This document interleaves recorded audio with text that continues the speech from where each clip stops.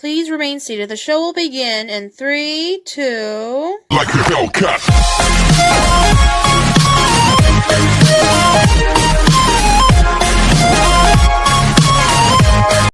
Hello, ghoul friends. Those were freaky chic, fans of the supernatural and all things spooky.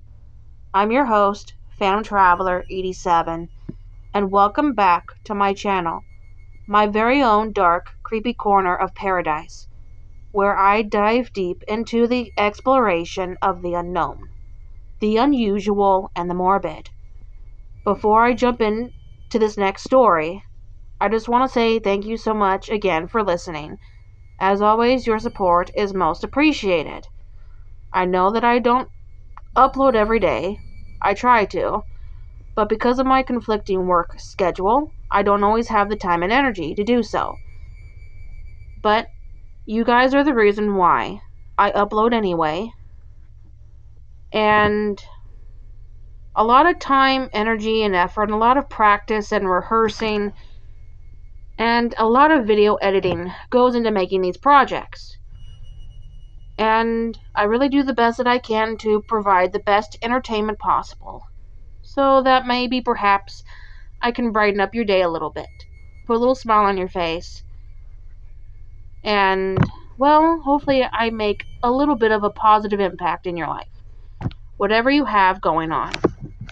Alright. Again, I'm FandomTraveller87. And I really do hope that you enjoy this story. If you haven't already, please like and subscribe and hit the bell to get all notifications for future uploads. And please feel free to check out all my other narration videos that I've done in the past. You might especially like my Disney Creepypasta readings. Okay, let's do this. Again, I hope you guys enjoy.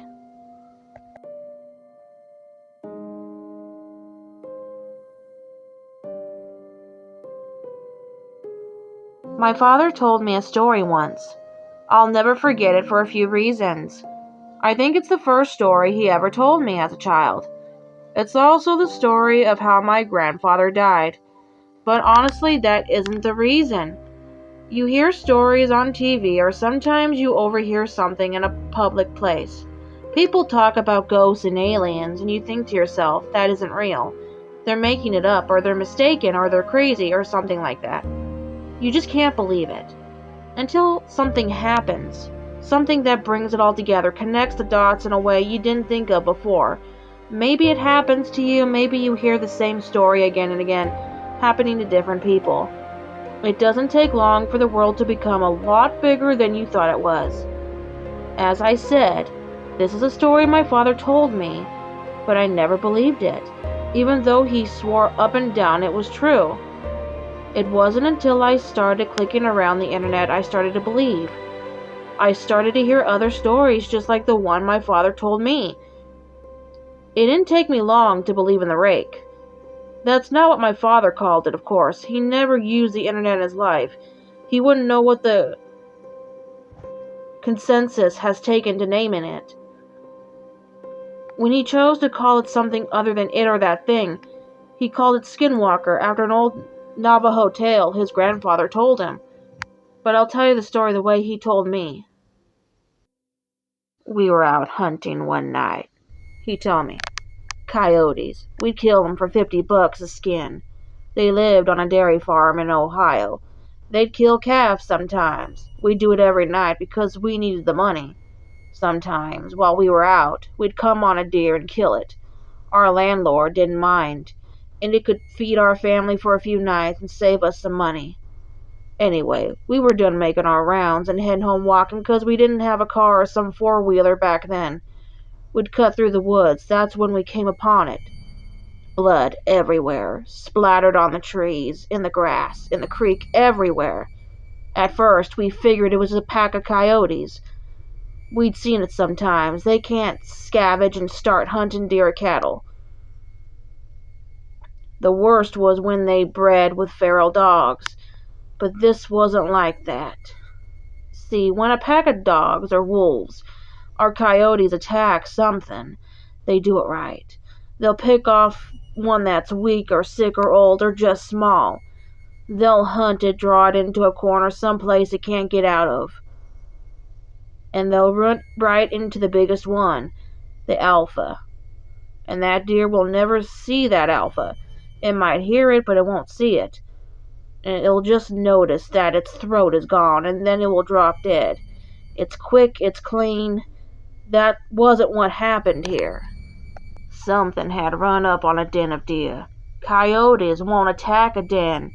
Wolves neither, because they get into too much of a fight. There were 3, I think. 3 bodies, just torn apart. You'd see a head here, a leg here, and a torso there. Predators don't do that. They don't leave behind scraps. What had done this hadn't done it for food. It had done it for fun. But we didn't know that. We saw a bunch of carcasses, and we think it's something we gotta take care of. I remember my dad telling me to go home. He thought it was a pack of feral dogs. But I wasn't leaving him, and I damn sure wasn't walking through 2 miles of woods alone with nothing but a .22 and a pocket knife. He was only 13 at the time, so a .22 rifle was about the only gun he could reliably use. Dad had the shotgun, and I wasn't going anywhere without it. It took me a while to convince him, but finally we began tracking whatever did that. It wasn't hard either, we just followed the blood. Either that thing bled a deer before it got away, or it dragged one for a mile, I don't know. I know that I'd never seen my dad scared before that night. We started hearing noises. I've been in a lot of woods in my life. I've been all over the world, and ain't nothing have I ever heard noises like I heard that night. I heard things screaming. Heard deer and fox and rabbits and raccoons and birds just scared. Keep in mind, this is maybe 12 or 1 o'clock. Kept the fox and some birds nothing was supposed to even be awake. But they weren't just awake, they were moving.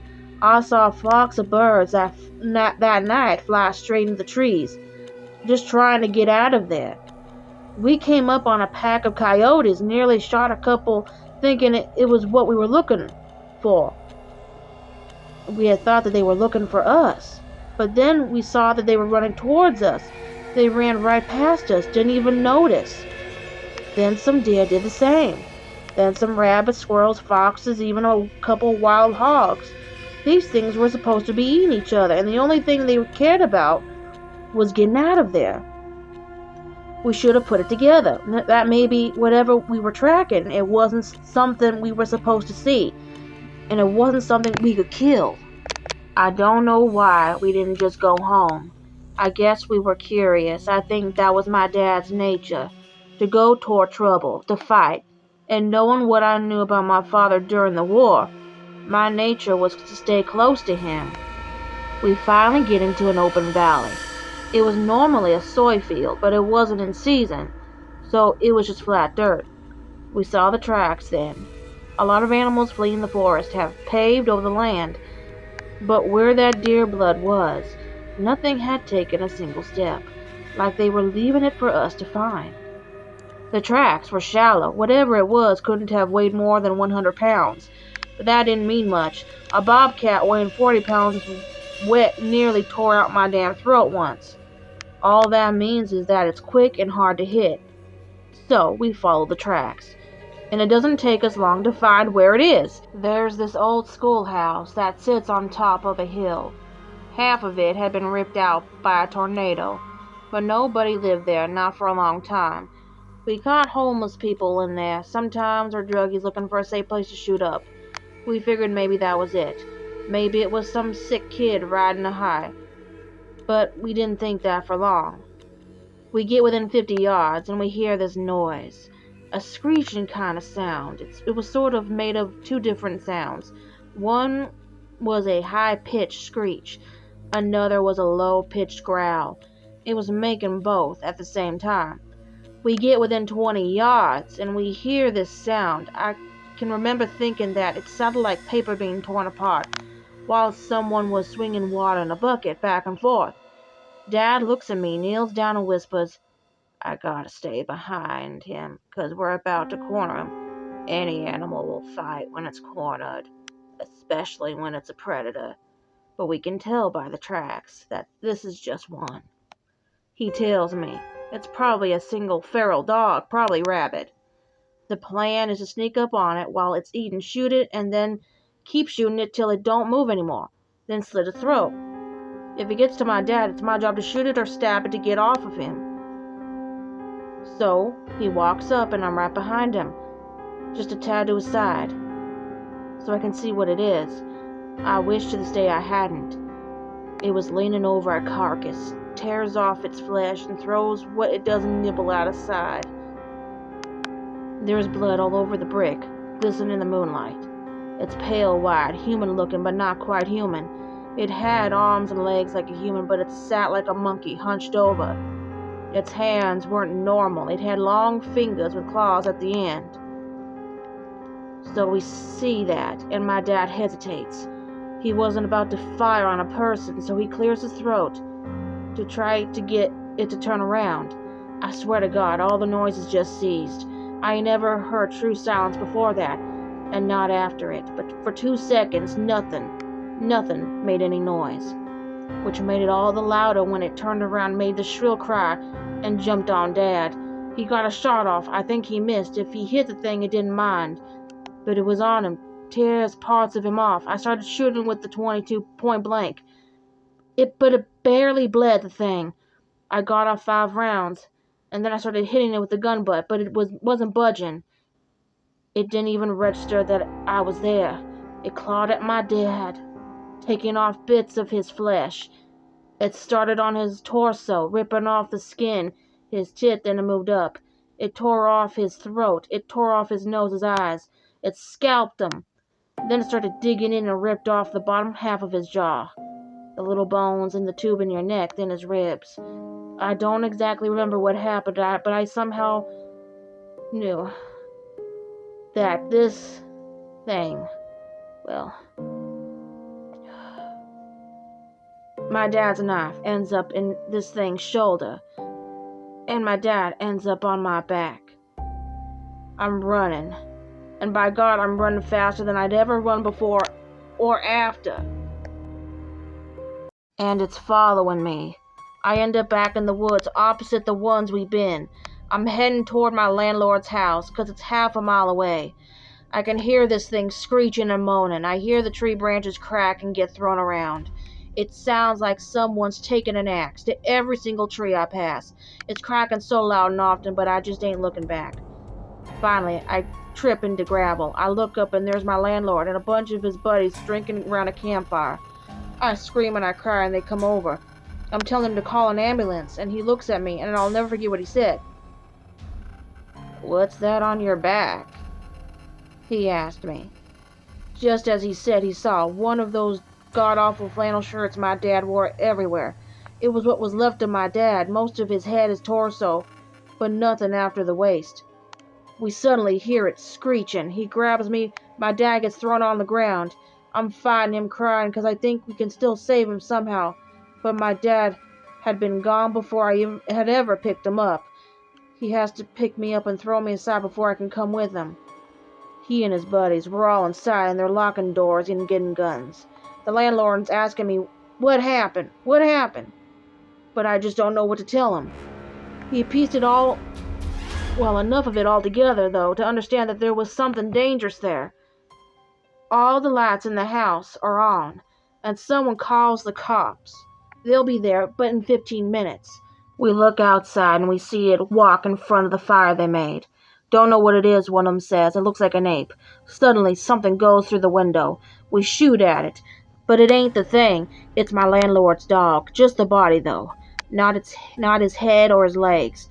We start pushing things in front of the doors and windows when we hear something in the garage. I remember one of his friends saying that the doors were open and we hear metal and glass just get ripped apart. We put a couch and a TV in front of the door to the garage. It banged around some more, but then it got quiet. Not silent like it was before. We could hear him move around some. And the guys were talking, making sure the guns were ready. Someone hands me a pistol. No sooner did I cock the hammer back did we hear something shatter upstairs. Then we heard it screech again. Kept now it was louder, and it didn't echo and fade out because it was inside. We all rushed to the one door leading upstairs, and we got to it just as the thing did.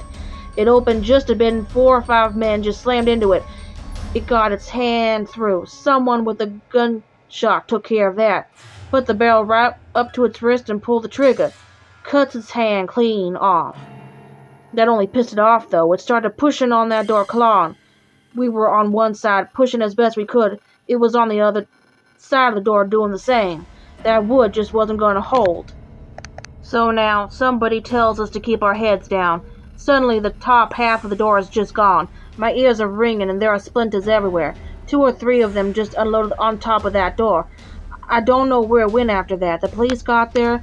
I was still glued to that door, what was left of it. The sun was up before they got me off it. They put me in a hospital for a while. A lot of people talked to me, but I didn't talk back. Not for a long, long time. When I got back home, I got a job from the landlord working on the farm. We didn't talk much, not about the thing. But I signed up for the army when I was 19, and he sat me down to drink some scotch as a send-off. I asked him right away what the police told him. The story they went with was a wild animal, probably a wolf or maybe a bear that had migrated north. I asked him how they could say that when they had the hand. He looks at me stunned. He tells me that the hand never made it back to the station. The cop who had it in his car wrecked, drove into a tree, died on impact. The hand was never found, probably taken away by an animal. The cops, when they would acknowledge the hand existed at all, said it was simply the paw of a bear that looked like a human hand. I never talked to the landlord again. He went missing when I was in basic. The cops never found him. They said he owed some people money and just ran away, but I don't think it's that simple. I never went back to those woods. I wouldn't even if I had the whole goddamn US Army at my back. But that was a lie. When my mother died, I don't think my father felt he had anything left, and that he might as well settle old scores. He went to those woods, he never came back. The FBI was called. They did a show for everyone involved, but I knew they weren't really looking. I had to get one drunk and slip him a few 50s before he finally told me that they get a few calls about those woods every year, about someone up and vanishing. But that was all he wanted to tell me. Before he got up and left with the rest of his team, he wrote the rake onto a napkin.